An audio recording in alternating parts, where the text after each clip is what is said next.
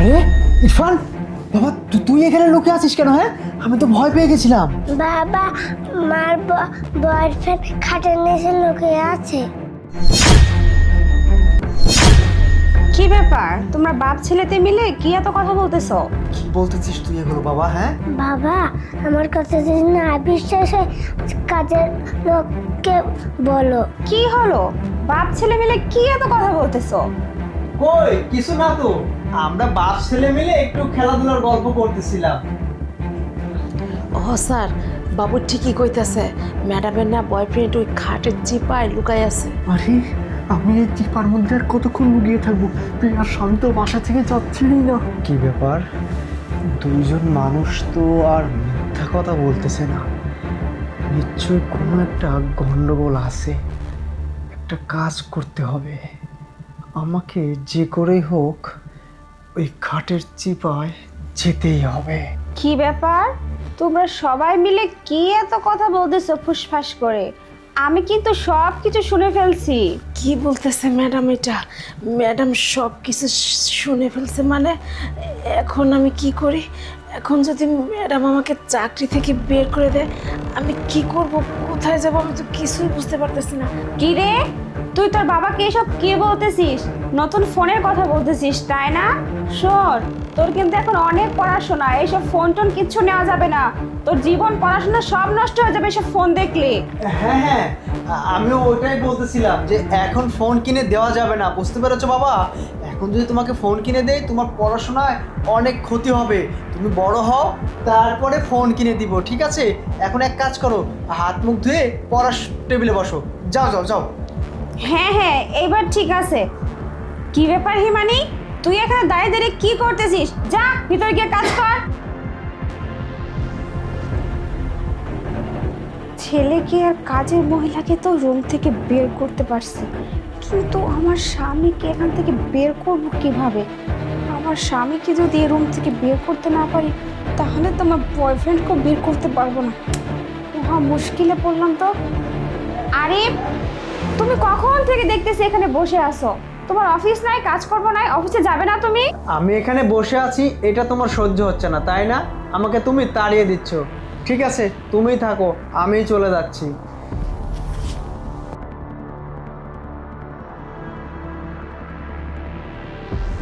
আরে নয়ন, ওঠো ওঠো ওঠো। আরে তোমার খুব কষ্ট হয়েছে না এখানে শুয়ে থাকতে হবে? কষ্ট তো একটু হয়েছে। তোমার স্বামী কি চলে গেছে? হ্যাঁ, চলে তো গেছে, কিন্তু শোনো। বাঁচলাম তাহলে, জান। আর শোনো শোনো, তোমার এখনই বের হওয়া যাবে না, বুঝছো? শোনো, তুমি এখানেই থাকো, আমি আগে দেখে আসি যে আমার স্বামী চলে গেছে কিনা, বুঝছো? না ছাড়া বিপদ হতে পারে। তুমি থাকো, ঠিক আছে? আমি দেখে আসতেছি। আচ্ছা ঠিক আছে, তাড়াতাড়ি আচ্ছা, আসবে আচ্ছা। হ্যাঁ? আচ্ছা বাবা, তুমি চিন্তা করো না, আমি সব কিছু দেখে নেবো, ঠিক আছে? কি ব্যাপার আরিফ, তুমি অফিসে যাবে না, এখানে বাচ্চার সাথে দাঁড়িয়ে দাঁড়িয়ে কি কথা বলতেছো? আরে একটু ইরফানের সাথে কথা বলতেছিলাম।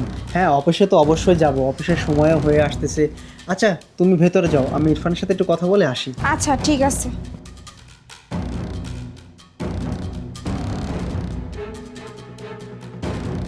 আচ্ছা তুমি হ্যাঁ আসছে, শুনো শুনো। আরে আমার স্বামী যে কোনো মুহূর্তের মধ্যে চলে আসতে পারে। কেন যায়নি? তুমি না যাই, তুমি এক কাজ করো, তুমি তুমি পর্দার মধ্যে লুকাও। আরে, কি বলতেছো তুমি? আসো, তুমি তাড়াতাড়ি লুকাও। আরে আরে চুপ, লুকাও।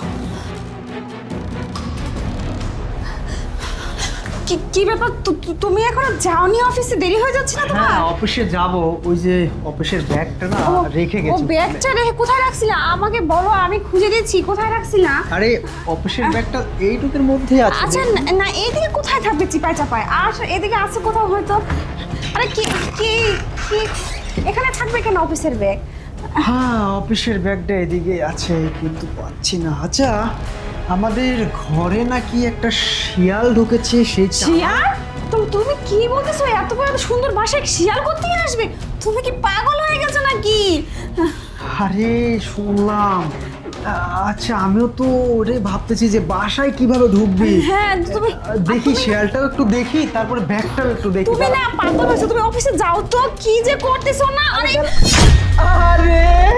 আরে এই তো চালাক শিয়ালটাকে পেয়ে গেছি। বাহ, আমার কি মনে হয় জানো তো, চুরি করতে ঢুকছে চোর। চোর চোর চোর চোর চোর। ধরো ওকে, ধরে পুলিশের কাছে ফোন আমি করতে। চোর না, বিশ্বাস করেন। ও আমাকে বাড়িতে ঢুকাইছে, ও আমাকে এখানে লুকাতে সাহায্য করছে। কি কি আমি চুরি করার জন্য আসিনি। নয়ন, চুপ! নিজের মুখে স্বীকার কর। থাক, আমার তো সাক্ষী আছে, ছেলে হিমানি, এটা নাই বললাম।